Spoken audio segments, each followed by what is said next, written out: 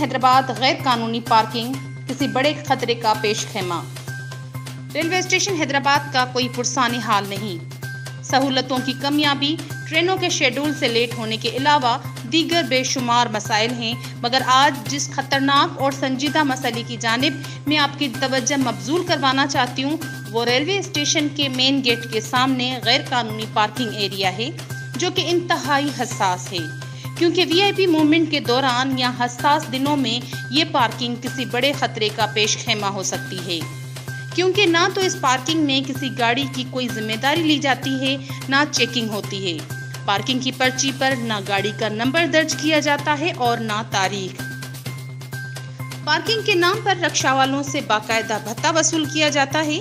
एक पर्ची उसूलन पूरे दिन के लिए होती है, क्योंकि रिक्शा ड्राइवर सवारी के लिए आते हैं, मगर न सिर्फ इन रिक्शा ड्राइवर से हर बार नई पर्ची के पैसे तलब किए जाते हैं। सरकारी फीस जो कि 10 रुपए है, मगर इन गरीब रिक्शा वालों से 40 रुपए वसूल किए जाते हैं और कहीं जबरदस्ती 100 रुपए लिए जाते हैं। गरीब रिक्शा वालों ने human rights justice and defender organisation में ऐसी दरख्वास्त जमा करवाई है और station master Pervez Akhtar, DS और डीएसओ जो कि इन्हें कराची से ऑपरेट करते हैं, बशमूल पुलिस खामोश तमाशाई बनी हुई है।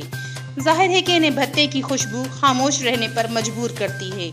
Human rights justice and defender organisation मसले पर फौरी हल चाहती है, बेशतर इसके कि कोई नाखुशगवार वाक़या रोनमा हो। मुत्तलिका हुक्काम इस मसले को हंगामी बुनियादों पर हल करें, बसूरत दीगर ह्यूमन राइट्स इस मसले को कोर्ट में पेश करेगी। इरमनाज, HRJDU न्यूज़, हैदराबाद।